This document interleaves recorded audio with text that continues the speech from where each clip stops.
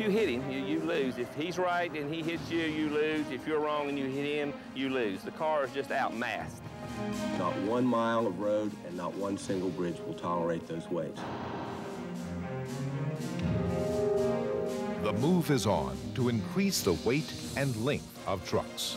Since 1946, truck trailer lengths have gone from 25 to 53 feet. Now, the trucking industry wants to use 57-footers. In one state, 60-foot-long trucks are already operating.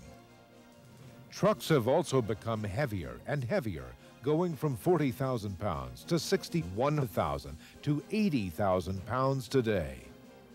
Now, lobbyists from the trucking industry are trying to increase the legal limits yet again, in some cases to as much as 120,000 pounds. If that happens, how long will it be till bigger rigs wreck our roads, our bridges, and our lives? I just couldn't believe it. It took place. Everything was just totally burned and charred, black, still burning, smoking. Rodney McClure's parents, Sesko and Lena McClure, were killed when an overweight tanker full of gasoline ran off the road, overturned, and barreled into their home. With the bulk of the load and the weight he was carrying, he just couldn't maneuver the turn, the curve. Data in the accident report showed that the truck carried a load more than 15,000 pounds above the road's legal limit. Every day in the United States, there are 10 fatal crashes involving trucks. Crashes killing over 4,000 men, women, and children each year, injuring over 100,000 more, and leaving countless grieving families and loved ones behind. Trucking industry proposals to raise the weight limit would legalize the overweight truck that killed Sesko and Lena McClure, and would legalize a new class of dangerous rigs that will kill more people on our highways. A truck at the current weight limit, 80,000 pounds, is twice as likely to be involved in a fatal crash as a 50,000-pound truck. More truck weight means more crashes, more deaths. Here's why. A study by America's most prestigious transportation research institute found that as a truck's weight increases and its center of gravity is raised, it is more likely to roll over during a steady turn, as in the tragic rollover that killed Sesko and Lena McClure. The same study projected that a 7,000-pound increase in the federal truck weight limit would result in a 44% increase in truck rollovers.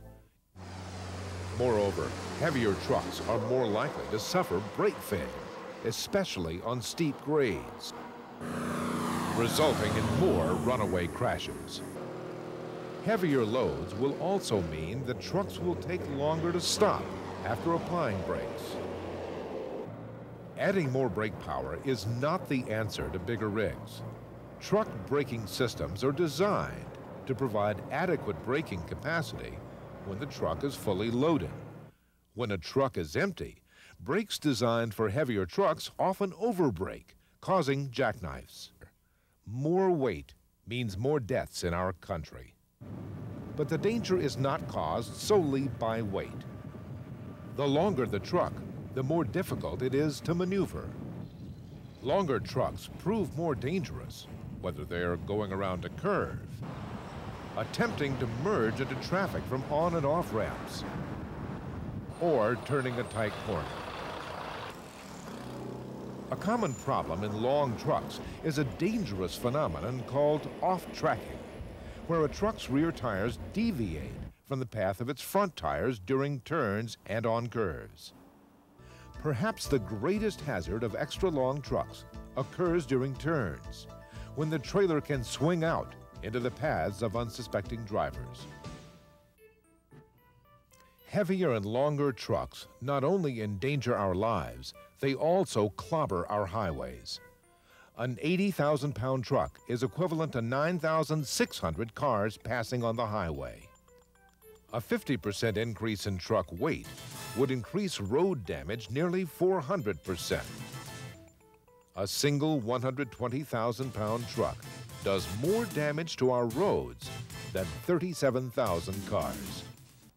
Heavy trucks are also responsible for costly damage to our nation's bridges.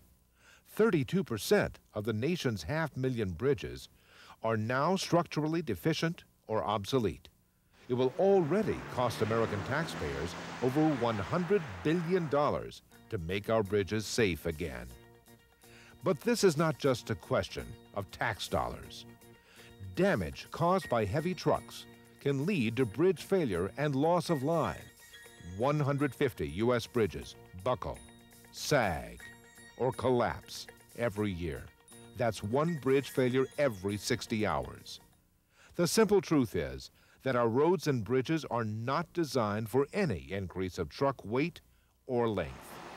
The dangers and the risks are clear, and so too is the answer. We must stop the premature destruction of our nation's highway system. We must prevent the human tragedies that will surely otherwise occur. And we must limit truck weight to 80,000 pounds and truck trailer length to 53 feet. Or we could see billions of dollars go down the drain and the loss of more loved ones.